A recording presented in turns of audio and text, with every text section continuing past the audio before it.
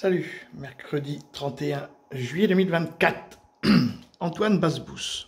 Bon, donc franco-libanais, c'est ce qu'on appelle en général, on en avait parlé, un ouachid. Voilà. On l'écoute. Vous allez voir, on a trouvé un...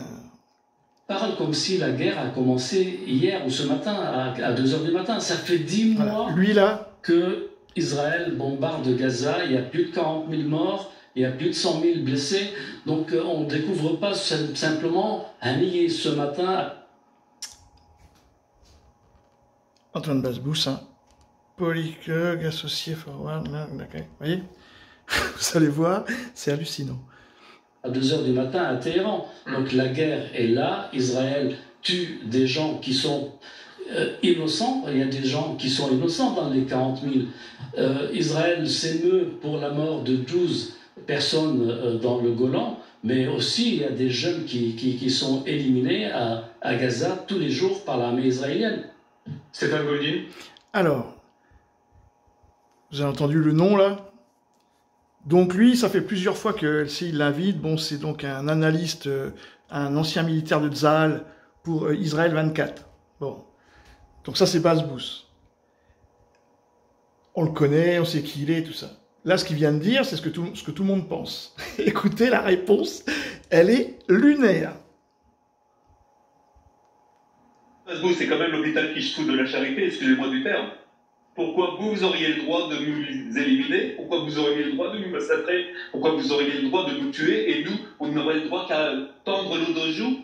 Pourquoi? Mais de qui parlez-vous? Non, mais c'est une question. Je parle de l'ensemble du mouvement terroriste palestinien, qu'il soit. Le gars, il a répondu comme si Antoine Basbous était un arabe, quoi. Ça, c'est énorme. Donc l'autre, il dit, mais vous parlez à qui? Non, mais moi, je parle de tous les mouvements. Vous vous rendez compte un petit peu? Stéphane Goldin, ex-officier de Tzahal, analyse de sécurité pour Israël 24. On en a trouvé un, hein. Goebbels. À Gaza, qu'il soit dans le nord ou qu'il soit aussi en Judée-Samarie. Que les choses soient claires, à un moment donné, c'est bon. On va donner combien de temps? Alors le droit international, d'accord, il n'y a pas de souci. Nous aussi, nous pourrions nous plaindre à chaque fois que nous avons un massacre sur notre territoire auprès de la Cour internationale. On en a trouvé un bon, là. Ouais. Nous ne le faisons pas, à ce que je sache. Toujours est-il que là, il s'est passé quelque chose de très grave le 7 octobre. Bien sûr que la guerre n'a pas commencé hier. C'est vrai qu'il y avait sûrement une fenêtre de tir pour... On croirait un Belge. Dans l'armée. Possible. Personne ne le sait. Un Israélo-Belge. Elle a commencé depuis bien longtemps, cette guerre. Mais jusqu'à présent, dans une le fond, fricadelle. quand on regarde bien les choses, je pense que le peuple palestinien a eu toutes les possibilités dans sa vie d'avoir un État. Sauf que les dirigeants palestiniens ne l'ont jamais voulu. Les dirigeants palestiniens préfèrent... Bon, je suis désolé, moi je peux pas écouter ce mec-là, c'est insupportable. Mais hein, il a un petit accent belge quand même. Hein. Bon, il a pas l'humour des Belges, mais il a l'accent. Ça doit durer comme ça, j'ai pas écouté plus loin, mais oui, c'est... et lui, il est là, donc lui, il est...